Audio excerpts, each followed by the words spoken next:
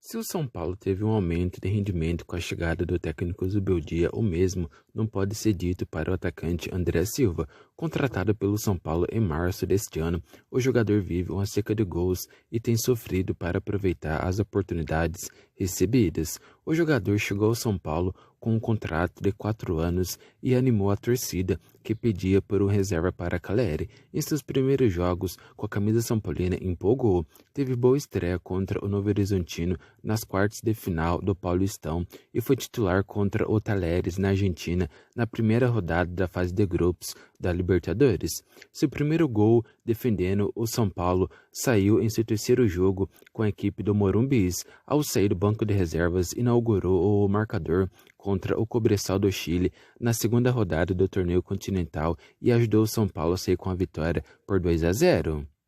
Na partida seguinte, entrou no segundo tempo para substituir Luciano e foi às redes novamente, dessa vez contra o Fortaleza.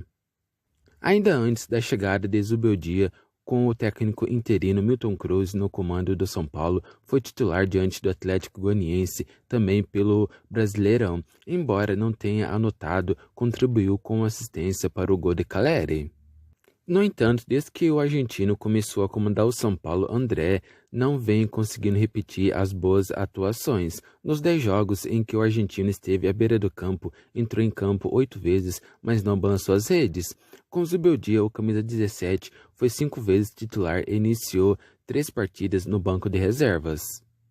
Em meio ao jejum de gols, o jogador tem recebido menos chances. Não foi utilizado contra Talleres da Argentina na última rodada da Libertadores e ganhou poucos minutos contra o Cruzeiro no Brasileirão. O atacante ainda pode perder espaço devido à volta de Rato, que deve ficar à disposição para o confronto contra o Internacional após se recuperar de lesão. A parceria do São Paulo com a Superbet virou tema de debate entre torcedores nas redes sociais nas últimas semanas, apesar da contestação de quem acredita que o São Paulo poderia ter um patrocinador master que pagasse mais para o clube, principalmente pelo recente boom das casas de apostas. O diretor de marketing Eduardo Toni está satisfeito. Em entrevista, Toni defendeu a parceria do São Paulo com a Superbet, que também é patrocinadora master do Fluminense, e foi justamente uma possível equiparação de valores recebidos entre os dois clubes que motivou discussões nas redes sociais. O dirigente defendeu que o contrato do São Paulo com a Superbet, com valores mantidos em sigilo, é bom para o clube. O Globo Esporte apurou em dezembro que a parceria com a casa de apostas renderia 52 milhões por ano ao São Paulo, que não confirma a informação. Em abril, o Fluminense anunciou parceria com a Superbet pelos mesmos 52 milhões por ano. No caso do São Paulo, porém, gatilhos por resultados e conquistas previstos em contrato pode fazer o valor chegar a 75 milhões por ano. Sem citar outros clubes, o São Paulo defende os valores de seu contrato e alega que, levando em consideração esses gatilhos, teria uma parceria ainda melhor do que se discute nas redes sociais. O meu contrato com a Superbet, que é um subparceiro, prevê uma série de gatilhos. Como eu disse, não falamos de números, mas se especula muito no mercado quanto o São Paulo recebe e quanto as outras equipes recebem. Outras empresas colocam os gatilhos nessas contas. Eu poderia colocar também, e aí teríamos o maior patrocínio, disse Toni. O diretor de marketing de São Paulo, ciente de outros clubes que fecharam patrocínios milionários depois do São Paulo nos últimos meses, disse que também foi procurado por outras casas de apostas, mas não tem interesse em deixar a Superbet. A Superbet chegou aqui em janeiro, foi negociação rápida e estamos muito satisfeitos. Já fomos sondados por outras casas, não temos intenção de fazer leilão. O que eu posso dizer é que temos que tomar cuidado no mercado. O que é patrocínio, o que é bônus por competição? Finalizou Toni.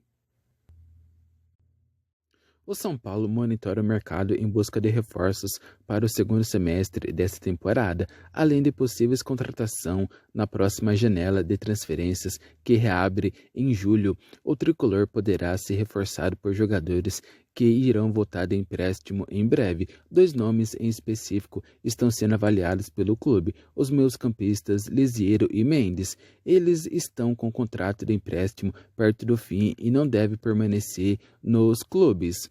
Revelado pelo São Paulo, Lisieiro foi cedido ao Everton da Suíça até o meio deste ano. O contrato continha uma opção fixada de compra em 18,6 milhões, mas os suíços não devem ativá-la. Sendo assim, o jogador pode voltar e até ser aproveitado pela equipe do São Paulo.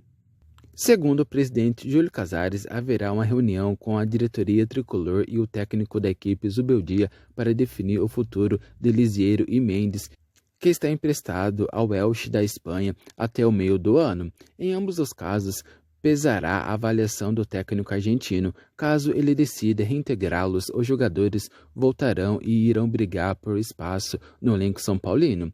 O Lisieiro vai ter uma conversa com o pessoal do futebol e com o técnico. É uma questão técnica do técnico entender se pode contar com ele. É um jogador formado no clube, tem condições, tem qualidade. O Mendes é uma questão técnica também do técnico avaliar. Esses 2 nomes estão sendo consultados. Sempre vamos ouvir a questão técnica, afirmou Casares.